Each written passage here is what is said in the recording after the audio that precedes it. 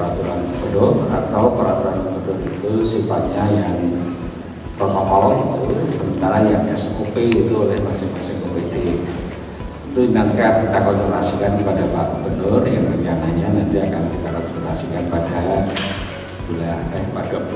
pada hari Selasa ya. Gitu. Tapi intinya tadi teman-teman bermasukan ada bagian di kantor itu seperti apa, di tempat wisata seperti apa, di tempat pasar seperti apa, dan seterusnya. Itu nanti disusun bersama-sama dengan asosiasi. Kemudian supaya lebih kuat maka perlu ada pengesahan dari OPD yang terkait. Dengan adanya wacana tertutup-tertutupnya, apa mungkin ada sanksi kalau ada pelanggaran semacam itu? Ya, tentu ada sanksi bagi para pelanggarnya. Seperti yang sudah pernah saya sampaikan dari masukan dari teman-teman juga. Misalnya saja di satu destinasi wisata kita temukan tidak menyediakan hand sanitizer atau tempat cuci tangan gitu. Maka tentu ada sanksinya kepada yang bersangkutan. Lalu kalau kemudian ada kantor memberikan layanan kepada masyarakat, kita melihat ternyata tempat memberikan layanannya tidak memungkinkan untuk berjaga jarak, maka OPD yang bersangkutan tentu juga kita berikan sanksi. Tentu sifat sanksi itu tidak selalu pidana ya. Sanksi itu biasanya sosial, sanksi itu biasanya juga administratif gitu. Untuk destinasi wisata secara real seperti apa? Ya, jadi untuk destinasi wisata sekarang yang protokol wajib itu kan 3 hal. Jaga jarak, cuci tangan, masker, semuanya itu akan berlaku di situ. Lalu kalau di destinasi wisata, misalnya wisatanya wisata alam itu, mulai dari parkir itu sudah ada protokolnya, tidak boleh berkerumun lebih dari sekian orang, lupa saya tadi berapa orang gitu ya. Kemudian masuk di pintu masuk, apakah sudah tersedia cuci tangan, sabun, hand sanitizer, kemudian di dalam itu maksimal berapa orang, itu akan dihitung dari sisi keluasan dan rasio antara yang dikunjungi dengan yang berkunjung. Petugasnya juga harus mematuhi protokol kesehatan.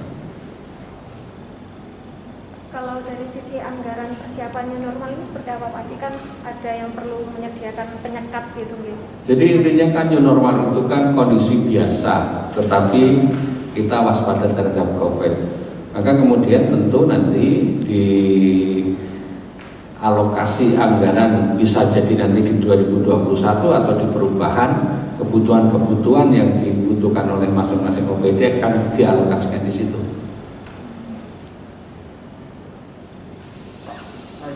Untuk sektor pendidikan gimana sekolah? Ya, sektor pendidikan tadi sudah sampaikan. Yang pertama itu perlu ada pendataan tentang guru, tentang siswa, alamatnya, riwayat sehatnya, kesehatannya, kemudian kemampuan ekonomi orang tua dan lain-lain.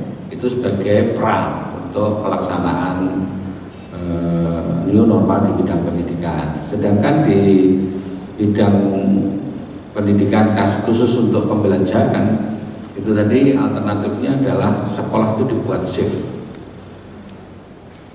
Tentu perlu ada perubahan kurikulum KTSP-nya. KTSP kan dibuat oleh sekolah. Jadi disampaikan yang disimulasikan sekolah satu shift itu 3,5 jam aja tanpa istirahat. Anak masuk 3,5 jam pulang, nanti ada waktu jeda 1 atau 2 jam diganti sesi berikutnya juga 3,5 jam lagi. Saya kira itu satu pemikiran yang cukup bagus supaya satu bangku hanya diberi 1 anak. Selain pengaturan itu, apakah ada kelengkapan lain yang harus digunakan siswa, misalkan selain masker juga face shield?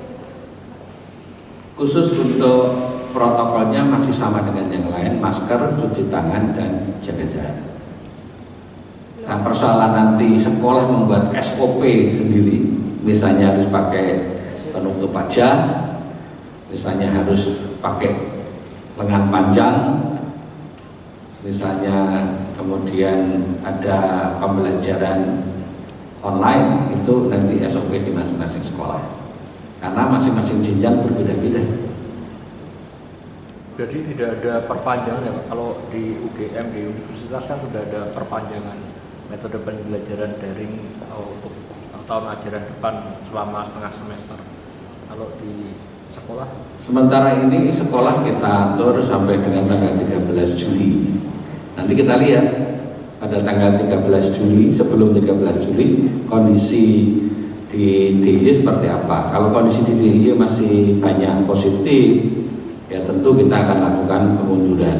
Sehingga kalau kemudian ada pertanyaan, nanti apa dulu yang akan kita buka, kayaknya kesehatan itu yang paling belakang.